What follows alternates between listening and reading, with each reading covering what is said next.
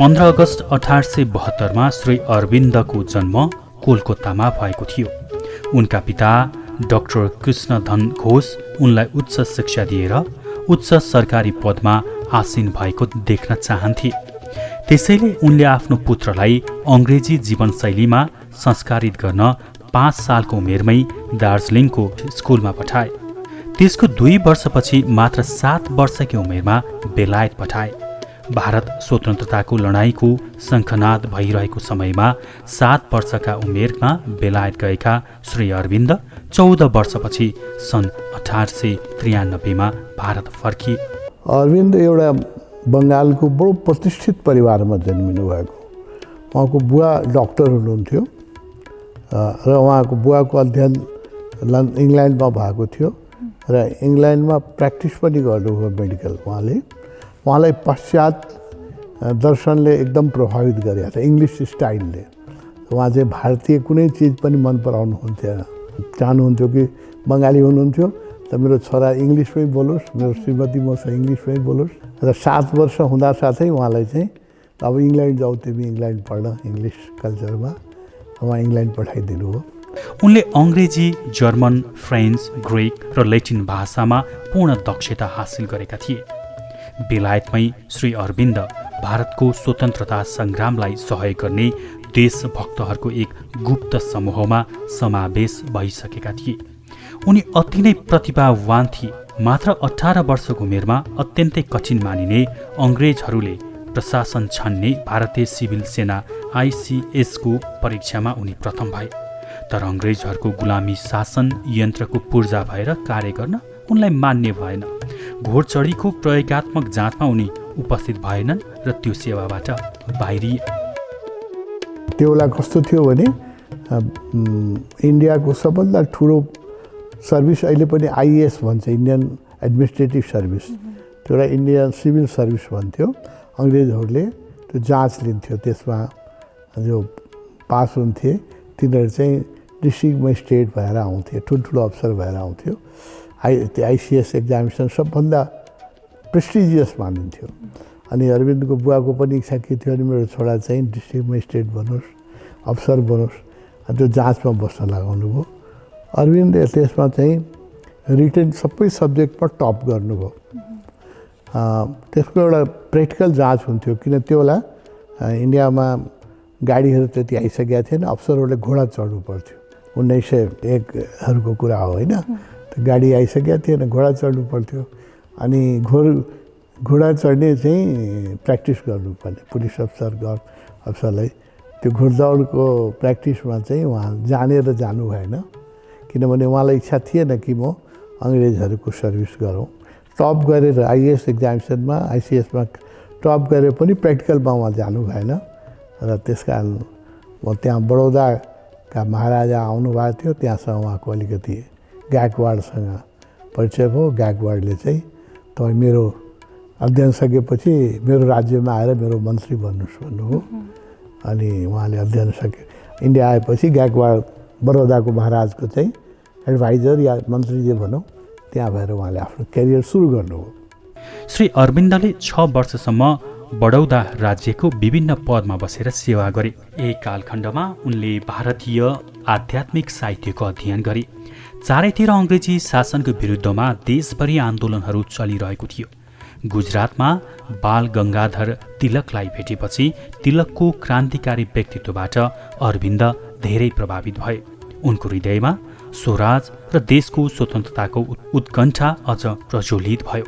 एकजना लेले भन्ने महाराष्ट्रियन गुरु हुनुहुन्थ्यो। उहाँले अरविन्दलाई देखेपछि उहाँले लेख्नुभयो अरविन्दमा यो भविष्यको योगीको भाइब्रेसन देख्नुभयो। र उहाँले भन्नुभयो कि तिमी चाहिँ अरविन्द चाहिँ इन्डिया गुलाम छ, अङ्ग्रेजहरूको गुलामीबाट मैले स्वतन्त्र गर्नुपर्छ भन्ने उहाँको फ्रिडम फाइटर को रूपमा उहाँ आफूलाई चिनाउनुहुन्थ्यो र चाहनुहुन्थ्यो कि इन्डिया अङ्ग्रेजहरूबाट स्वतन्त्र होस्। लेले चाहिँ उहाँलाई तिमी चाहिँ अरू काम छोडेर त्यो अध्यात्ममा लाग, ध्यानमा लाग, तिम्रो धेरै सम्भावना छ, अरू काम छोडिदिऊ। अरविन्दले भन्नुभयो होइन, जबसम्म इन्डिया इन्डिपेन्डेन्ट हुँदैन म केही अरू काम गर्दिनँ, मेरो फर्स्ट प्रायोरिटी के छ भने मदरल्यान्डलाई स्वतन्त्र गर्छ अङ्ग्रेजहरू।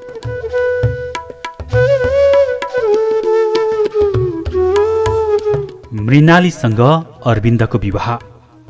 उनले आफ्नो विवाहको लागि बधु खोज पत्रिकामा विज्ञापन गरेका थिए। हिन्दू परिवारकी कन्या हिन्दू रीतिरिवाजले विवाह गर्ने इच्छुक बधु चाहिएको कुरा उनले सो विज्ञापनमा उल्लेख गरेका थिए। 1901मा उनले 14 वर्षकी मृणालिनीलाई विवाह गरे। तर अरविन्दले आफूलाई राजनैतिक जीवनमा उम्मिदिएपछि पारिवारिक जीवनले गति लिएन। अलिपुर जेलको रूपान्तरणकारी प्रवास पश्चात श्री अरविन्दको जीवनले अन्तर्मुखी मोड लियो। मृणालिनी आफ्ना पति श्री अरविन्दप्रति पूर्ण रूपले समर्पित रहिन्। वास्तवमा विवाहकै दिन श्री अरविन्दले सहधर्मिणी मृणालिनीलाई आफ्नो जीवनको लक्ष्यको बारेमा रोचक तर गहन यस्तो एक पत्र लेखेका थिए। मेरा 3 पागलपन छन्। पहिलो, म यो गए गुज्रेको समाजको भाग भए पनि यदि मैले आफ्नो आराम या सङ्ग्रहको कुरा सोचेँ भने त्यो मेरो लागि चोरी बेहिमानी जस्तै एक घृणित कार्य हुनेछ। ईश्वरले जति दिएको छ त्यसबाट केवल निर्वाह योग्य आफ्नो लागि बाँकी सबै जनता जनार्जनलाई फर्काउन चाहन्छु।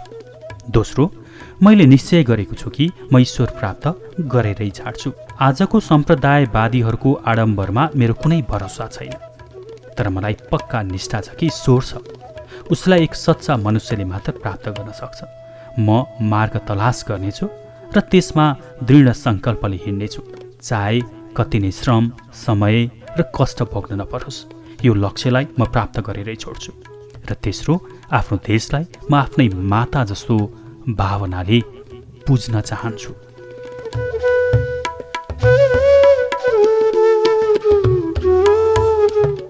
श्री अरविन्दलाई निर्विकल्प समाधिको प्रथम झलक। बडौदा प्रवासकै दौरानमा महाराष्ट्रका एक योगी विष्णु भास्कर लेलेसँग श्री अरविन्दको भेट भयो।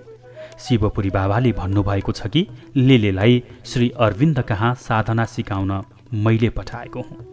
लेलेले श्री अरविन्दमा ठुलो आध्यात्मिक सम्भावना देखे र उनलाई साधनामा प्रेरित गरे। तर श्री अरविन्दले आफ्नो व्यस्त जीवनको कारण आफूलाई साधना गर्ने समय नभएको बताए। तर 3 दिनको भए पनि छुट्टी लिएर आफूसँग साधना सिक्न लेलेले पुनः आग्रह गरे। श्री अरविन्द 3 दिनको बिदा लिएर एकान्तमा साधना गर्न तयार भए। ध्यानको पहिलो चेष्टामै श्री अरविन्दलाई गहन आध्यात्मिक अनुभूति प्राप्त भयो। लेलेले उनलाई विचारको साक्षी हुन सिकाए। 3 दिनमै श्री अरविन्दको चेतना सबै विषय र रागबाट मुक्त भयो र उनले निर्विचार साक्षीको अनुभव गरे। त्यसपछि श्री अरविन्दलाई स्वयं भित्रबाट अन्तरात्माको निर्देशन आउन थाल्यो। लेले उनको यो प्रगति देखेर आश्चर्यचकित भए। उनले श्री अरविन्दलाई आफ्नो आध्यात्मिक रूपान्तरणको अघि देशको राजनीतिक एउटा सानो अंश मात्र हो भनी सम्झाउँदै अध्यात्ममा जीवनलाई समर्पित गरी जगत कल्याणको बाटो रोज्न सल्लाह दिए। लेलेले भन्नु होइन केही दिन तिमी मसँग बस। अरविन्दसँग धेरै रिक्वेस्ट गरेपछि अरविन्दले 3 दिन निकाल्नु हो। 3 दिन उहाँ र लेले एउटै घरमा बस्नुभयो र लेले उहाँलाई ध्यान सिकाए। र 3 दिनमै उहाँको पूर्वजनको संस्कारले गर्दाखेरि 3 दिनमै उहाँलाई सतोरी घट्यो र साक्षी थटलेसनेसको विचारभन्दा पार जाने स्थिति आयो होइन। र लेले बडो खुसी हुनुभयो। तर भारतको भविष्यमाथि चिन्तित श्री अरविन्द भारतले अङ्ग्रेजबाट स्वतन्त्रता प्राप्त नगरिन्जेलसम्म आफू सक्रिय राजनीतिमै लागिरहने बताए। अरविन्दले आफूलाई साधनामा पूर्ण रूपेण समर्पित गर्न मानेनन्। लेलेले तिम्रो अन्तर्गुरु जागिसकेको छ, अब तिमीलाई बाहिरी गुरुको आवश्यकता पर्दैन, अन्तरावाजलाई कहिल्यै अवज्ञा नगर्नु भनेर सल्लाह दिए।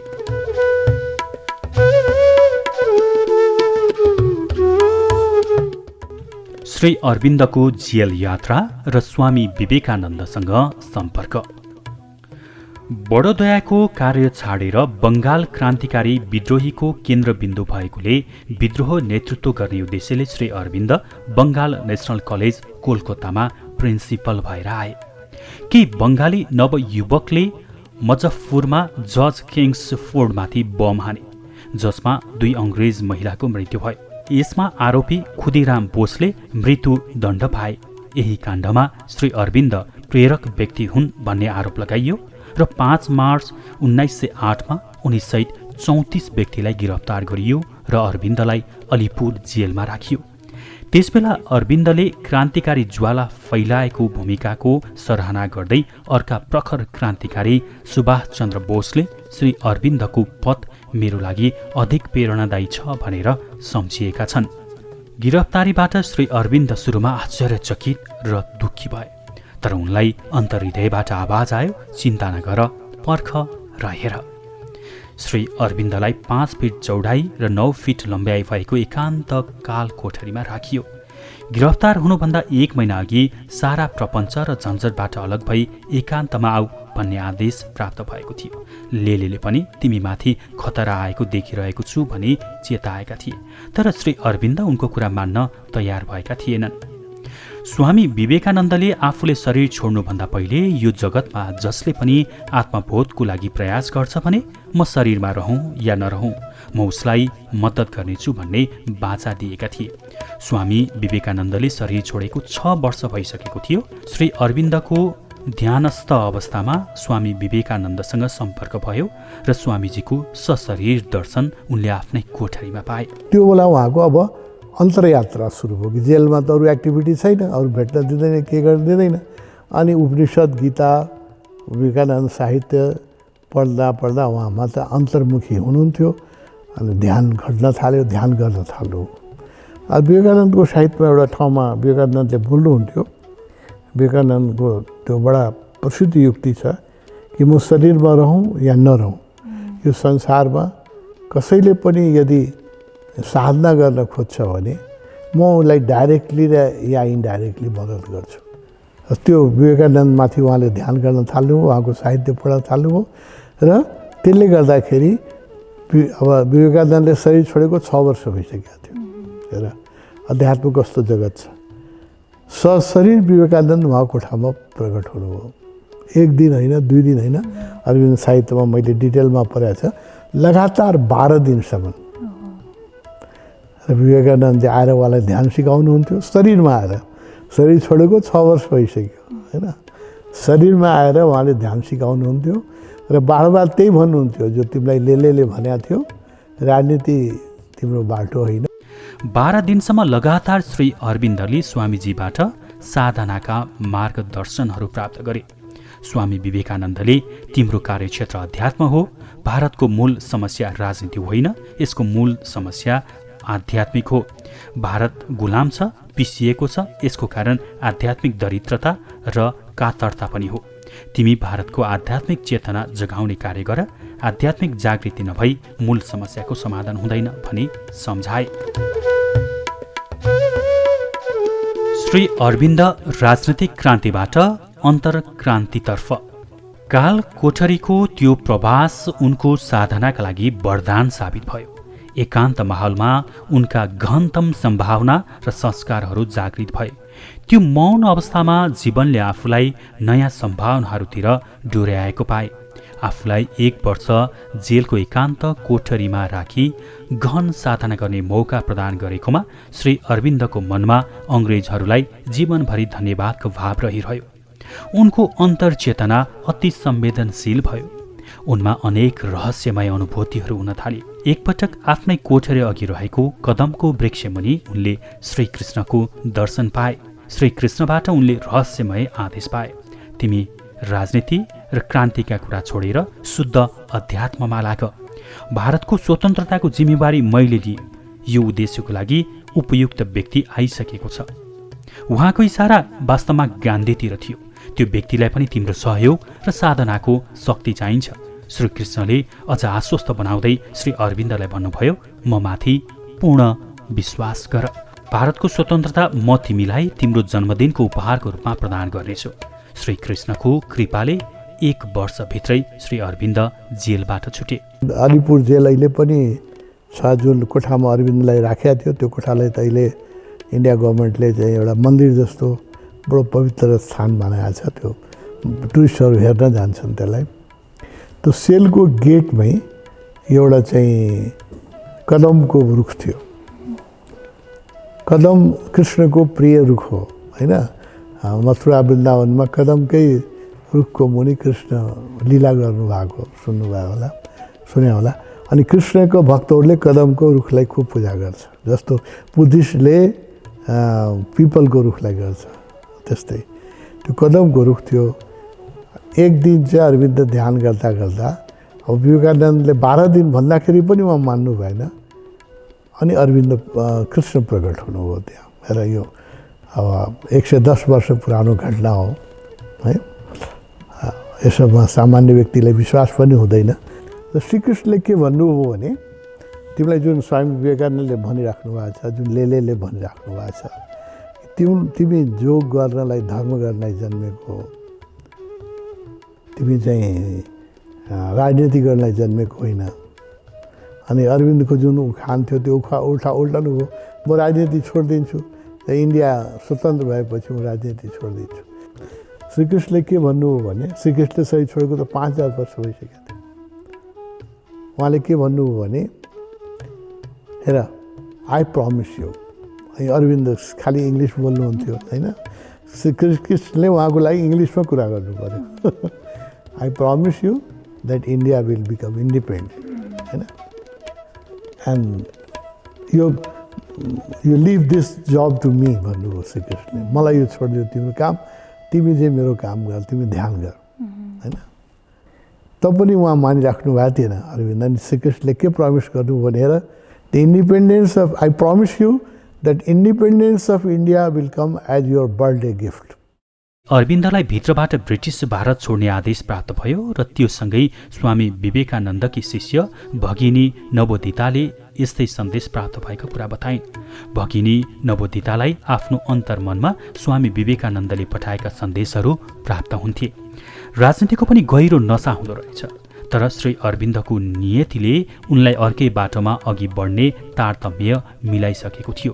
अब उनले राजनीतिलाई छोडेर पूर्ण रूपेण साधनामा समर्पित भएनन् भने फेरि जेल या फाँसीसम्म हुन सक्छ भन्ने स्वामीजीबाट प्राप्त भएको सन्देश भगिनीले श्री अरविन्दलाई सुनाइन् र ब्रिटिस भारतबाट बाहिर गएर आफ्नो साधना गर्ने सल्लाह दिइन्।